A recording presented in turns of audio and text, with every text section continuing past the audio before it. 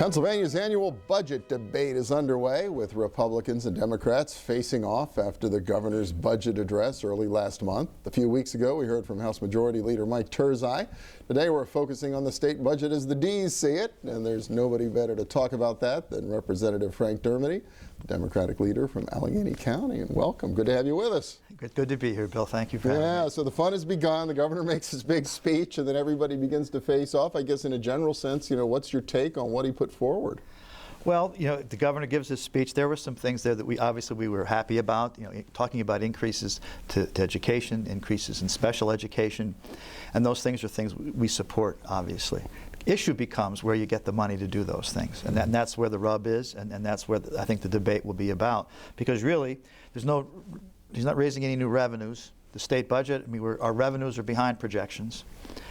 So where do you find that money? He's using a lot of one-time fixes that we don't think are really sustainable. Increased gaming and gambling in bars and taverns, which I don't know that is the right thing to do. And you're not even paying hospitals for their Medicaid payments for a month. So that's not really new revenue. They're just taking $400 million or so and not completing the payments. So really sustainable strategies. That's correct. If you're going to pay for all the services. So yes. How do you get around that?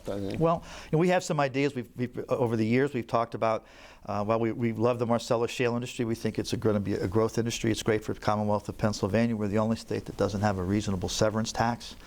And as Governor Rendell did with the capital stock and franchise tax, he proposed and implemented phasing that tax out. However, when the economy went bad, he suspended that phase out until it improves. We think that's a way to save at least $200 million a year that we could put into education. And with those two taxes, you have $500 or $600 million.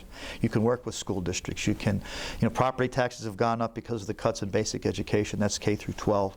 And those revenues are there, and we think the governor should look at using those revenues. They're real, that's real money, and it's not borrowing from Peter to pay Paul, which is what the proposal does. There's going to be controversy in the business community about the old capital. Well, there will. We'll talk about that. There will be, but we're all in this together. We have a responsibility to educate our kids, and K through 12 took a tremendous hit. Property taxes have gone up, and we all know the layoffs that have taken place. Pennsylvania is now 46th in job creation. And we hear the governor talk about 100,000 new private sector jobs.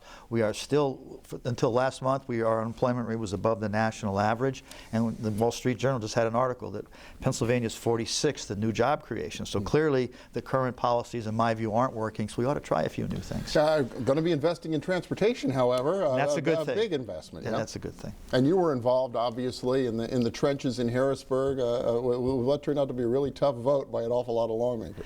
It was a tough vote for a lot of lawmakers, and they didn't include us. It took a while for them to include us. We like to say once they put the House Democrats in, we were able to come to a bill that we could bring to our caucus and look for votes for. And it was really interesting during that month of June when everybody said we're looking for transportation. Really, the House was not engaged, either Democrats or Republicans. And it wasn't until Sam Smith in the fall said that he would discuss transportation and they would bring the House Democrats in.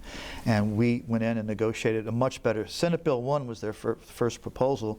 And part of the problems we had with that as Democrats, well, they really didn't answer the problem. The funding streams were not sustainable. And particularly for transit, there just wasn't enough money there, and that was not something we were going to vote for. And we had no hand in negotiating it, or not with one sentence. So when Sam Smith engaged us, and we sat down with the Senate Republicans, the Senate Democrats, Sam Smith and myself, I think we came up with a good bill that's spending $2 billion on roads and bridges. It'll have $500 million with more money up front for transit, which really needed the assistance, and it says sustainable funding streams. This will put people to work, and it'll help make us economically competitive. And we are behind the eight ball. We compete with other states for jobs and new jobs, and we have to have a transportation system that works. Yeah, talk about Sam Smith. It demonstrates the value of leadership and how important leadership is down there and getting anything done. I guess he's announced he's going to be hanging it up. He's going to be hanging it up, and it was an interesting process. I mean, some things were injected in the prevailing wage law. The living wage is a law that we have in place to help protect workers and have the working families obtain a living wage. And there were some changes in that was really difficult for House Democrats. The bill came over from the Senate Republicans. There was no prevailing wage provision or plank in that bill. So that was a bone of contention, but we worked through that. It was still a problem with members of our caucus and others. but we got a bill passed, and that was the important thing, and I think it's in the best interest of the people of the Commonwealth. Big question, I guess only about a minute left, but I do have to ask you about the whole pension issue. The governor certainly put that front and center in his address, and I know everybody's concerned about the growing pension burden in Pennsylvania. I think that's an issue that could be addressed in an election year, in a gubernatorial election year. It certainly isn't going to be an easy issue to address. It hasn't been addressed yet, and it's getting closer and closer to that election. We've told the governor we're willing to work with him to come up with a plan that keeps our promises to the workers of Pennsylvania who have always made their contributions. It was the Commonwealth and the school districts who took a hiatus. They took several years off from putting their share into the fund, and had that continued, we probably wouldn't be in this predicament. However, 2 years ago, we passed legislation that really made some changes in the pension bill that'll save $33 billion over years, so that first of all, we want to make sure that people understand we need to let that take effect and feel the impact. We are going to have to make some payments into the pension fund. There's no question about that. There's a bill to pay, and it's how we get that payments done that's going to be the issue, and we're willing to work with the governor on that. All right, well, a lot to watch in the months ahead down there in Harrisburg. Frank Dermody, Representative, thank you so much. Appreciate it. Thank you, Bill. It's great to be here. Yeah.